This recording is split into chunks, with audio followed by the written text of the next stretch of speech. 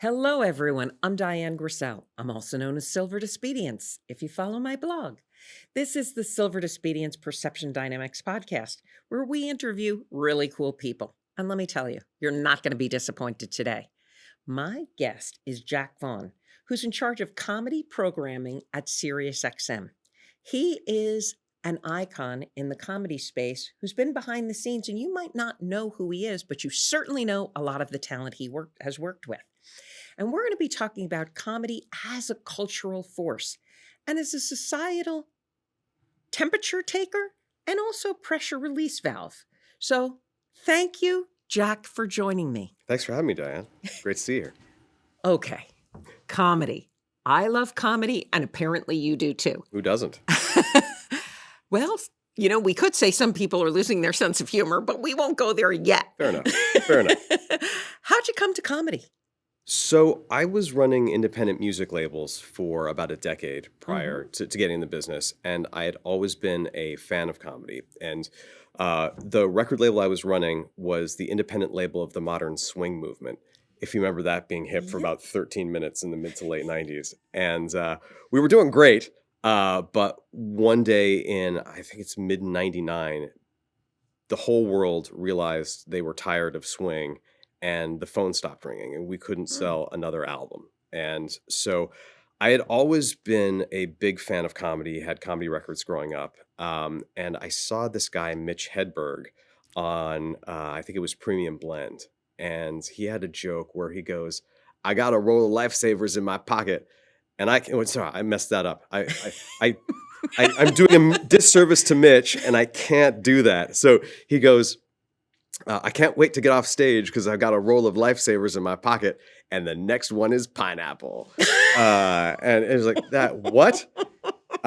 He had self-released an album, and I found it online, and I got it, and I memorized it, and I couldn't believe that there was something that good that wasn't distributed, that wasn't out there. People didn't know about it. So I basically approached Comedy Central with the idea of starting a record label. Now, you got to remember that at that time, comedy records weren't really a thing. No one was putting them out. Yeah, I can't think of any. Yeah, and it was a real challenge because we had to convince stores to put them in. We had to convince the artists to do them.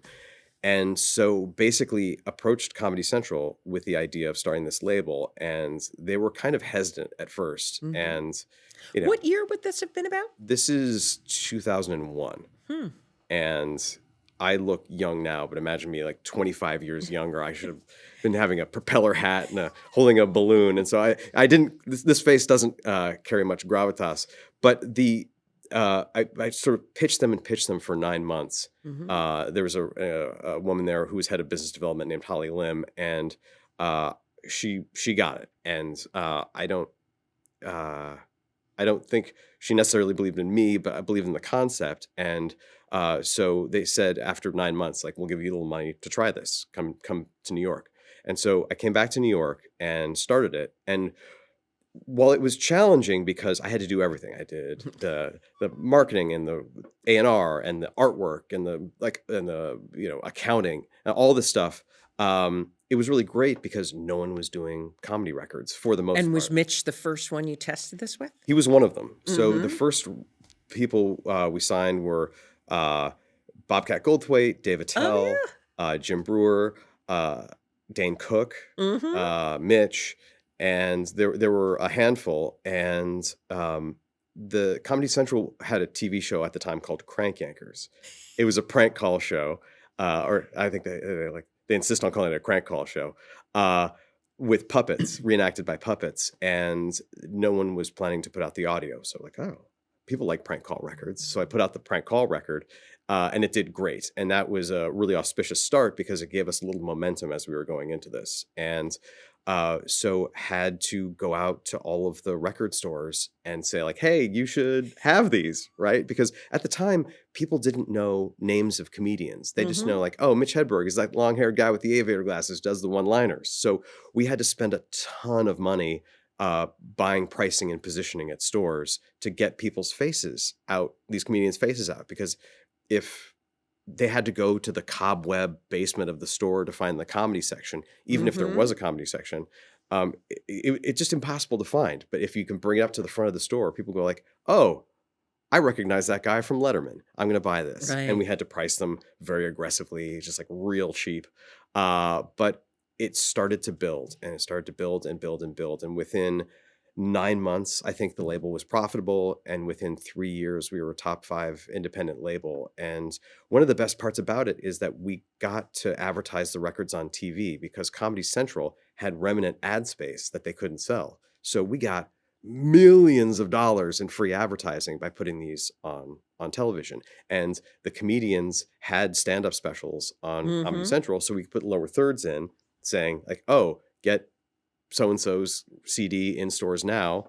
And it was just fantastic because it was contextualized. If you're watching that special, chances are you're going to want to buy the album. And so, yeah, it was great, and got to do the first records from people like Jim Gaffigan, Amy Schumer, Mm-hmm. Anthony Jeselnik, Daniel Tosh, Aziz Ansari, John Mulaney. The list goes on. And Oh my gosh. it was a really fun time to be there because it was really kind of Wild West, and there was all this talent who was so good and just kind of bubbling under the surface because we were coming off the observational comedy bust of the late 90s. And there was this kind of That's an interesting phrase, the observational comedy bust. yeah, it's sort of like the talking about how bad airline food is, the kind of what we now consider hacky premises. And what I wanted to do with the label at that point was kind of recontextualize it because Mm-hmm. you had this notion of comedians in t-shirts and blazers with the sleeves rolled up on a stool in front of a brick wall. And I really wanted these to look like punk rock records because Mm-hmm. the people that were coming up were really doing interesting, edgy stuff. And a lot of the sort of mindset on comedy didn't reflect that. Mm-hmm. And so it was edgy and interesting and dangerous and super funny and original. And I wanted to convey that in the packaging and kind of help change the conversation a little bit around what comedy was. And yeah, and it the comedy scene has just exploded because there was so much great talent kind of going unnoticed in the underground. The people who knew comedy knew it and got it. But in terms of mainstream acknowledgement, there just wasn't there. It's so funny when you talk about how comedy, exploded and the evolution of it. If you go back and you think of, the Rodney Dangerfields or the Jackie Masons and Alan King, where they were playing at, these huge resorts, or Las Vegas, or maybe the Copacabana in New York. Right. And then it advanced to, the nightclub scene. And, comedians on the road night after night. I mean, when I worked with Jay Leno trying to book him on the college circuit, he was on the road 350 nights You were a booking year. Jay Leno on the college circuit? I was. Tell me about that. No. Oh, no, I want to hear about it. It was in 1985, and Jerry Seinfeld was on the road 300 days a year. Bill Maher Yeah. was another one. Adam Sandler. I Sure. mean, it was a great roster. It's amazing. And Yeah. they were on the road 300, every weekend, and you'd get the 45-minute. I remember sitting in the room when Jay Leno's contract was negotiated for $1 million for his first time. And I don't think I think he was Johnny Carson's relief person on Monday nights Right. when Johnny Carson wanted a night off. Yeah. So you see that kind of evolution. Right. And then now you've got Jim Gaffigan, who you mentioned, who I love. He's the best. At huge arenas. Yeah. Sebastian Maniscalco selling out Madison Square Garden multiple nights in a row. Bill Burr. Yep. It's such a wild evolution. Yeah. There was this, there's always been the Saturday Night Live component to it. Right. But when you talk about the ups and downs of comedy, Right. there were the times when everyone loved those casts and said, oh my gosh, what's happening with this cast? Yeah. Is comedy dead? Is it going to be funny again? But there was always the glimpses. Totally. Yeah. What do you think of all that? Well, it's interesting because as you look at the history, there have been waves of it, and there's been ebbs and flows, and each time it comes back bigger. When I got into the business in 2001, 2002, let's say, and these numbers are going to be wrong, but they're not going to be I mean, I think they're illustrative of kind of what's happened. There were maybe 5,000 stand-ups in the country, and there were 300 really good ones, and they were pretty easy to identify. And now, say 25 years later, I would say that there are at least 100,000 comedians in the country, and it's really complicated to figure out who they are. 100,000. Again, that number is Well, probably but wrong. you're probably not off. I But mean, yeah, I mean, it's I'm sure my kids think I'm a joker. stop. You are. I know you. You are a joker. But it's just the industry has changed so dramatically because back in the day, if you got a 5-minute set on Ed Sullivan or Johnny Carson or even Letterman in the earlier days, your career could be made because there were 3 networks, tens of millions of people watched it. It was a rocket to stardom. Today, and even when I started in the business 25 years ago, it almost doesn't move the needle. If you have one of those late night appearances, it's really great to for your bona fides to say like, oh, these gatekeepers wanted to be on the show. You should probably trust me to play your club. But in terms of moving tickets, moving albums, doesn't have any effect. And there are so many outlets now for comedians to have to promote. I feel really almost terrible for a comedian entering the business now because not only do you have to be incredibly funny and incredibly original, you have to do all of this stuff. You don't have to just do one thing. Your comedy, you have to have a podcast. You have to do social clips. You have to put out albums. You have to be on the road all the time. You have to do appearances everywhere. You have to do all this stuff, write for TV, do sketches online. It's just so much stuff. And I run into comics who think like, oh, if I just get this movie role or I just get this TV appearance, it's going to rocket me to stardom. And that never happens. It's all a confluence of just road dogging it, doing the socials, doing the podcast, like doing all of this stuff and being in front of everybody all the time, which also has has a major downside in that when do you have time to do your comedy? And I feel like a lot of the comics when I was starting out in the business, they had done their thing, just worked in clubs and worked out their act for years and years and years. Yeah. Right. And they worked on a specific act for 10 plus years. Yes. And they could do that because they were going from club to club. I mean, that was my first exposure, like 79 to 85. Right. I always say, I often think of them as the comedy golden years because I grew up on Long Island and you'd go to East Side Comedy, which was owned by Rick Messina and Richie Minervini. Richie Minervini started the whole thing and he had East Side Comedy and the other one in Nassau County. Yeah. And and he just would bring in the best people and you would have, Eddie Murphy one night and then Bob Nelson do routines. And you knew they were going to do the same routines most night you went there. Yeah. And you started to memorize their routines, but they would deliver them different every night. Right. And now I can't imagine the pressure on a comedian because I just recently watched the Bill Burr special. Yeah. And I thought, okay, that was pretty good. That was a lot of new content. I never heard him say any of that before. Yeah. That was phenomenal. But I think about the pressure to come up with an hour and a half show. Yeah. Where people are saying, oh, I've heard him say that before because everyone's in this. Yeah, exactly. How do you do it in a vacuum when you have people with cameras at every one of your shows? So hard. And you have to put out social content and you have to do all this. And this is an art form that takes an artist probably 10 years to get mildly proficient at it typically. And that's not hyperbole. It takes about 10 years to get not bad at it. And it's a muscle and you have to do it every night. And you have to, eat it over and over and over again. And it's incredibly hard. But then when you're competing against so many other people, because again, back in around 2000, there were C-level comedians on the road making $150,000 a year and living good lifestyles. Like, how do you do that when the amount of clubs and the amount of venues for it is finite and you're competing for spots? Right. And yeah, it's really difficult these days.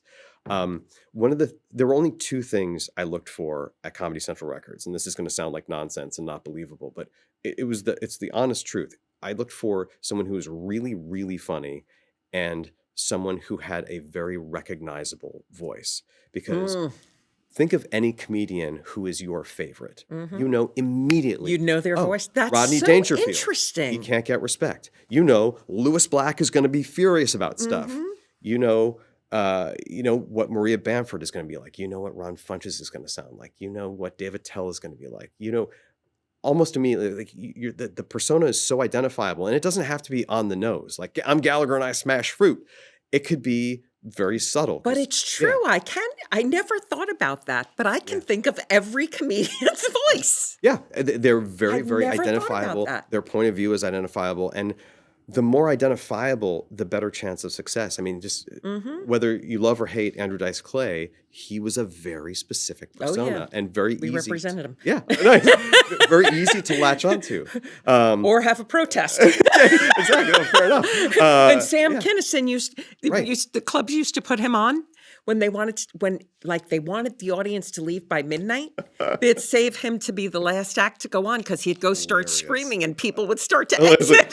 He's not everyone's brand of tea. I totally. But again, like so identifiable in that, and he and Judy Tenuta had that kind of like, we're talking in low voices, and then it's going crazy, and so that's very identifiable.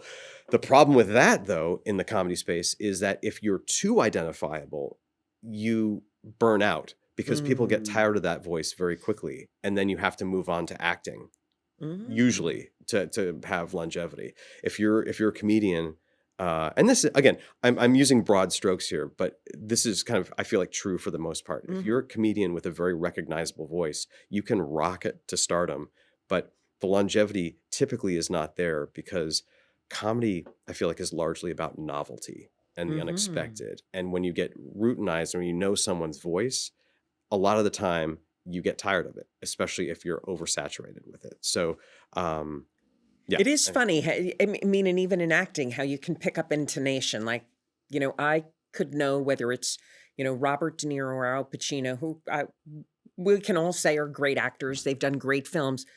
But I pretty much know exactly how they're going to act in any movie. You just know it. Yeah, exactly. No, totally. You wonder, is it acting or are they playing? Right. They're just Joe being Robert De Pesci. Niro. Except when he went into a comedy role, which, Right. But no, that's exactly. yeah, that's a very interesting point. What was the best performance you saw? I'm jealous that I'm a little too young to have been going to the clubs in that period. What was the best performance? Or There were so many because I lived through Caroline's when Louis Ferrando was, first he was booking Catch a Rising Star, then went to book Caroline's for years. Yeah.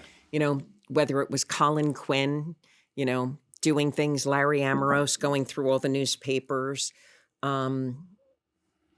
I used to think Joy Behar had a good routine. Carol Leifer talking about the airline stewardesses was hilarious. Bye-bye, bye-bye, bye-bye. Oh my gosh, the list goes on. Chris Rock used to come on stage with a hoodie all the way pulled down and walk on stage, like this and say, okay, I know you already have 9-1 in your cell phones. And it would break up the crowd with this nervous laughter. He's so good. Oh my God, he was unbelievable. Eddie Murphy, seeing him back in the mid-'80s. So jealous. I wore out many people. 2 or 3 copies of Eddie Murphy's first 2 albums. They're just And now, Bill Maher, the interesting watching his total evolution of the different ways he's approached comedy. Yep. Dennis Miller, the list goes on and on. Adam Sandler moving from, comedy clubs to, making movies. Yep. It's God, so much good talent. It's so, I feel like I truly feel incredibly fortunate that I lived through a real golden age in comedy. Yeah. But I look now, I think Ricky Gervais, I can't watch him without choking. I can't be, he So just good. buckles me up because So good. Yeah. it's that candor that I love from anyone. Yeah. Because I always, when people get nervous in a crowd or, when I first approached you about doing this show, I'd love to talk about this part. Yeah. Where some, like the legalizing comedy, which J.P. Sears was saying, or the censoring of comedy. We could all say there's a time and place, Sure. Jim Gaffigan, what was it, the Al Smith dinner? I mean, he was hilarious. The different ways he nailed people. Yeah. It's why we need that pressure valve. And I think it also, comedy makes us think about the things nobody wants to discuss out loud. Right. But when you hear it, I always believed if you laughed at it, on some level you agree or you're debating that within you. Sure. And it could be a joke about your husband or your wife, Yeah. No, 100%. Well, a lot of people say like, oh, I get my news from comedy. And I'm going, don't do that.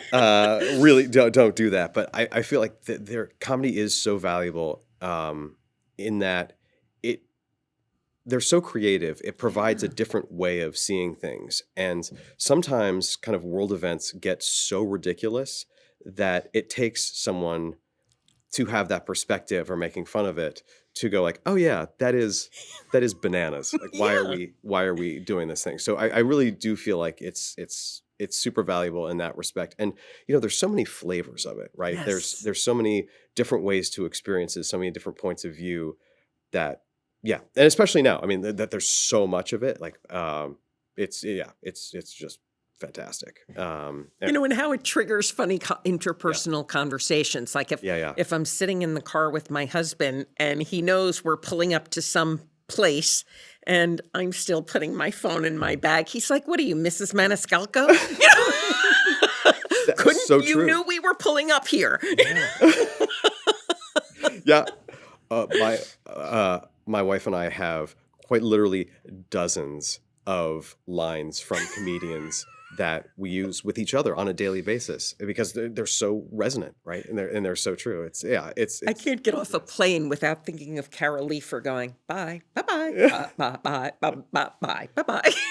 Totally. Yeah, and to that point, it's interesting too because then SNL did that later on, and now it's kind of in the zeitgeist. And what's I feel like not talked about a lot is that comedy does have a shelf life because if you're really good and you come up with this really good insight, it's going to be copied and repeated to the point where you squeeze all of the novelty out of it. And I go back because I collect all sorts of old comedy records. And a lot of them don't hold up, especially by the bigger names, because the insights were so good and so interesting, they got repeated over and over and over again. So the novelty got taken out of it. And an example of that is I adore Steve Martin. Thought he was the funniest thing in the world. And, I saw him do King Tut at Just for Laughs. Oh, really? A few years back. And time is meaningless. This might be 10 years ago. And I was watching it. And as a huge Steve Martin fan, I was watching, I was like, I don't really find this funny. Because Steve Martin was, in my mind, the first real deconstructivist comedian. But now, everybody is a deconstructivist comic. And so how do you find deconstructivist comedy? Just sort of taking a meta look at it. It's a bit hard to describe, but really taking apart the structure of the joke punchline convention of the normal and rejiggering it and reformatting it and adding absurdity to it. And it was so good and he was so good at it, everyone kind of adopted that style. So what was novel when he was doing it is much less so now. And I can't listen to those records anymore and in the same way, which is too bad because my adoration for him is huge. But this is an art form that doesn't stay still, that it just always is moving on, because when you get comfortable, when people know where the joke is going to go, or have seen it too many times, it ceases to be funny. And so you have to come up with a new perspective, a new way of saying things, a new, there's been a movement in the last, I would say 10 years of taking a position that is on the surface indefensible and then trying to find a way to defend it. Like Bill Burr is so good interesting, at that, right? And finding a funny way of saying it. And that's a really been good great. point. And that's been like I found that some of the funniest comedy, because also, by doing that, what a lot of comedians do is they highlight, by trying to find a funny way to defend that position, they highlight why that position is still indefensible, right? Exactly. And Exactly. yeah, I don't have a good example of that because I'm not smart enough. But he nailed it's that in his show. Yeah. In the recent special he's got out. Yeah, he's really I'm trying to good think at of an it. example he did, but I Yeah. know exactly what you're talking about. He's really good at that, and that is such a novel way to look at, to perform comedy. And but at a certain point, that is going to get tired, and we'll move on to something else. Where do you think George Carlin fit in with that?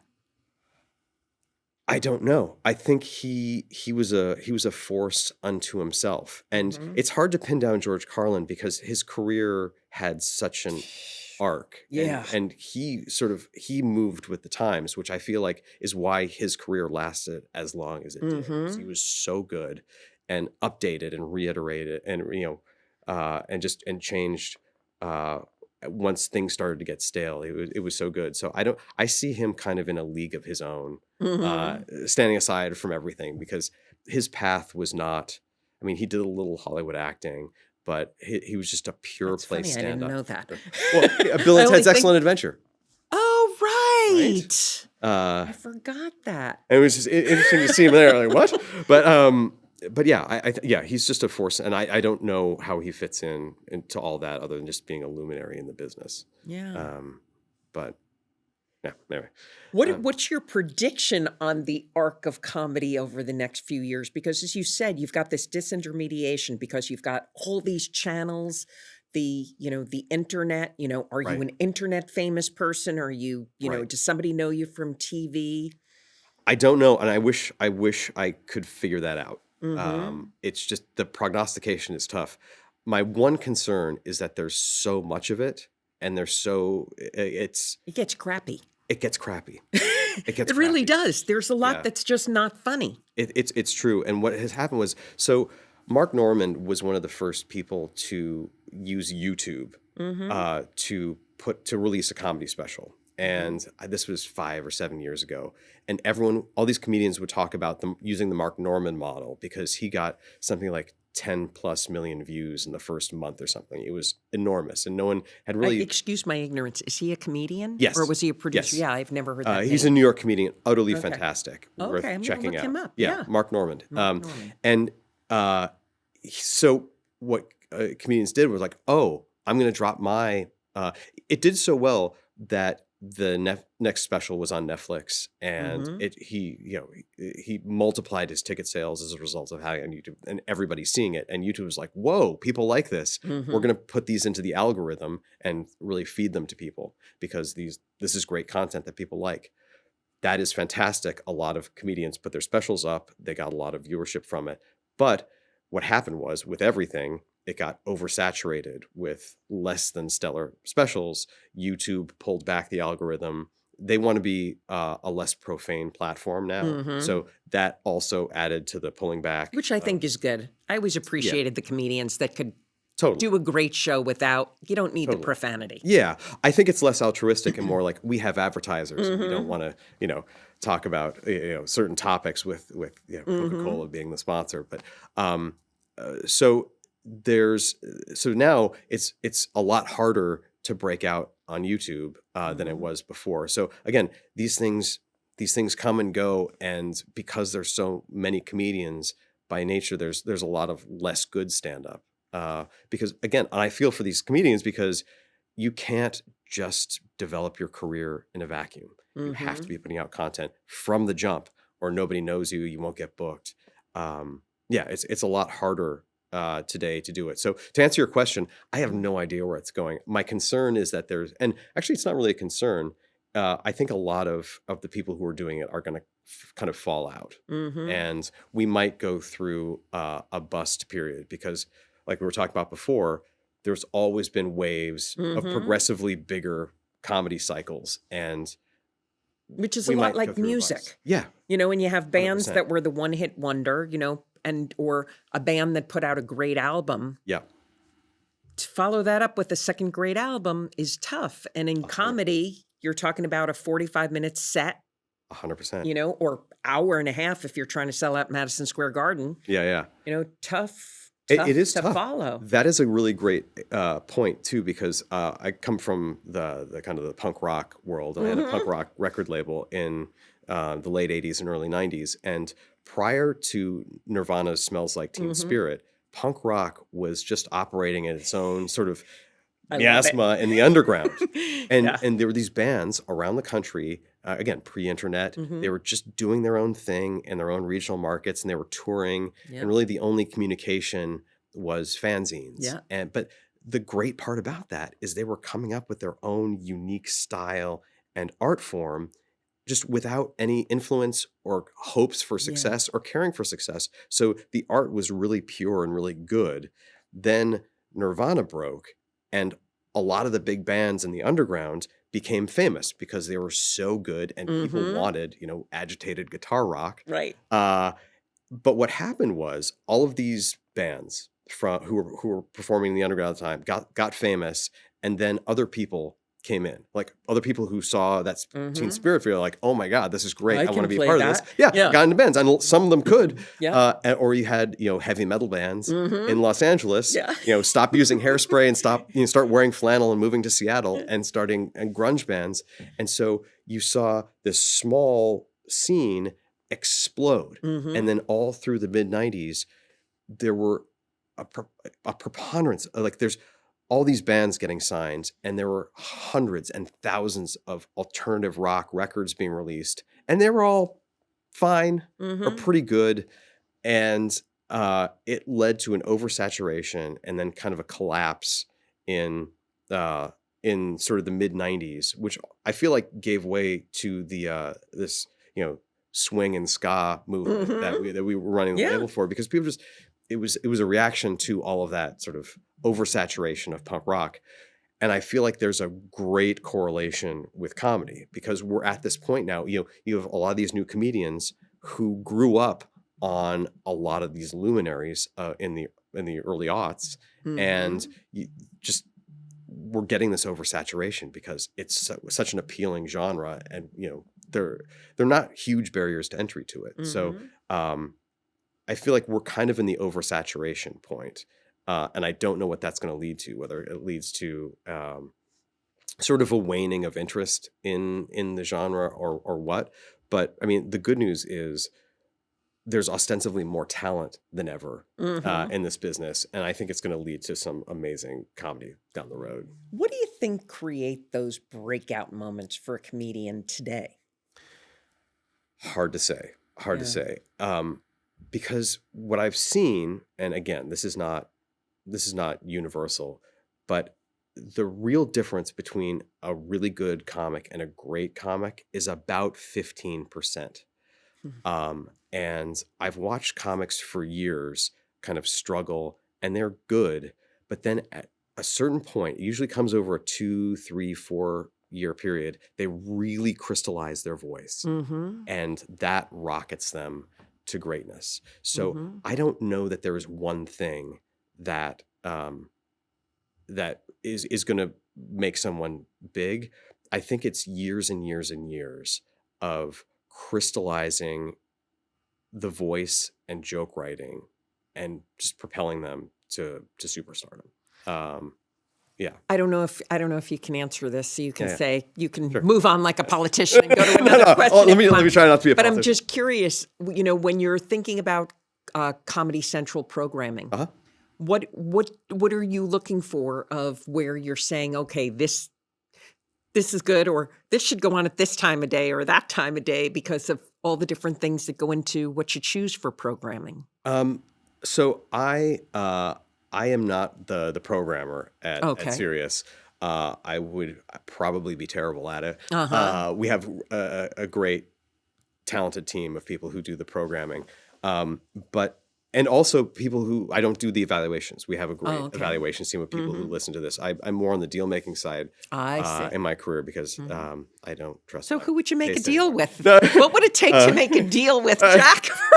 Well, in any aspect of your comedy life, in any venture you're doing, what are you looking for in that talent? Do you know what? It's going to sound disingenuous to say.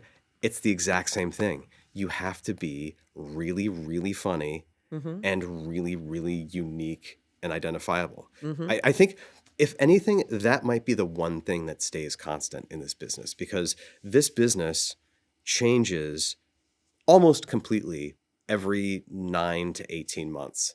Wow. Again, that sounds like hyperbole. It really is Why? not. Because, Why do you say that? because you'd think that an entire industry can't change that completely in that short a period of time. But there are always new outlets, new ideas, new buyers of content. Distributors and broadcasters are going in and out of business. When I got to Comedy Central, it was one of the proudest days of my life, because Comedy Central was so pivotal for me in my life. and pivotal. Yeah, it was the place you went for comedy. Yeah. But And innovative. yeah, exactly. And for years. And it had been in decline for a minute, and then Netflix has been on the ascendant, and other outlets, and just things come and go. And it was just it who knows? Like the platforms change, the way you distribute comedy changes. Do you put it on YouTube? Is Spotify going to come in and do video? Is Amazon going to be more in the comedy space? What's going to happen? Like, we don't know, but there are always new buyers, and there are always companies they're in decline. And so you just have to keep your ear to the ground and figure out, okay, where is this going to go? Where have the paths been blazed? Where do we think this is going to go for the future? And I don't envy anybody that, because it's in such a constant state of flux that, like, who knows? When I got into this business in about 2000, 2002, CDs were the number one format, right? And CDs, in hindsight, were kind of a nightmare, because you had to manufacture them, you had to warehouse them, you had to do color seps and pricing and positioning and listening stations, and make sure that they weren't, if something sold out, you had to have more inventory. And then it became digital, and it was all iTunes, and the cost to record an album dropped dramatically. And then no one was doing TV specials, and then there became a lot of outlets for TV, and the cost to shoot a stand-up special dropped from like $150,000 to now, you could shoot a special today for $5,000, $10,000, $20,000, and they look great. And there are a lot more outlets for it. You could have the world see it on YouTube. And that is, as an artist, is utterly fantastic. But the downside is, and there's always a monkey paw downside, is that everybody can do that now. Right. And so how do you differentiate yourself among all of the people who are putting out this content? So anyway, I don't know if that answers your question. No, Maybe I it was does. a politician. No, it does. You answered it well. I have a question for you also then. You asked me about my favorite show. Do you have a favorite show that comes to your mind? You probably have many, but what would be some that... So, I mean, there are so many, and it's not really often the ones that are sort of the big landmark ones in history. They're just nights that are magic. I remember seeing John Mulaney for the first time and just going, what? This is so good. His voice is so amazing, so unique, and so talented. The night I produced a record with Dave Attell called Skanks for the Memories, and this was one of the first records we produced. It's one Very of the best, punk name. It's one of the best comedy records ever, and we recorded it at the Comedy Works in Denver on Halloween. And I remember flying into Denver, and there was this stuff called freezing fog, and just driving through, and it was eerie and crazy. And at the shows, people had been drinking since about noon, and they were all coming in costume, and the mood was just electric, and Dave was crushing.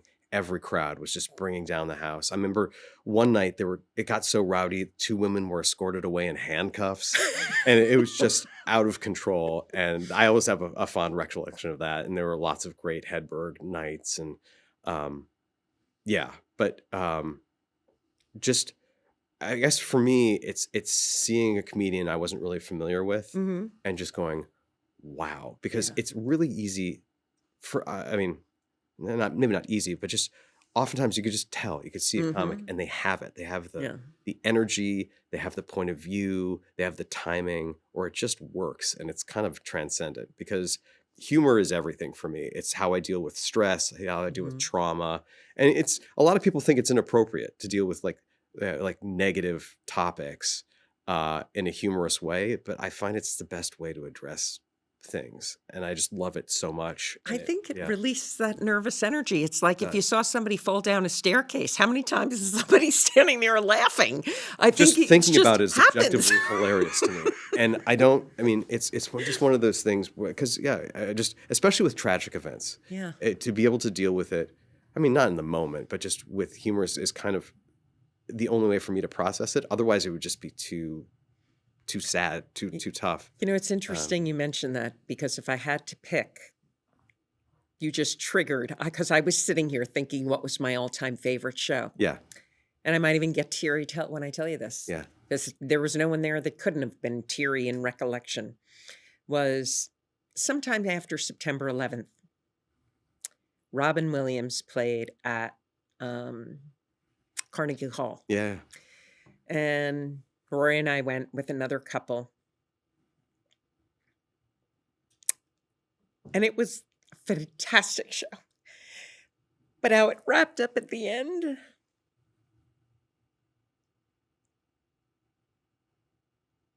I'll never forget it. How did he wrap it up? Talking about the resiliency of New York. And it was just one of those moments where you say, this is why I love comedy. And it's also why I loved Robin Williams, because he could take everyone from that laughter and gently give everyone the biggest hug. I mean, it was that pressure relief, that societal pressure relief. Right. That to me, comedy is that magic medicine. So valuable. So valuable. Yeah. And he was so great at that, taking arcs and going from that mania to seriousness and warmth and everything. Yeah. I couldn't agree more. I went to one of those Carnegie Halls. I remember that was Yeah.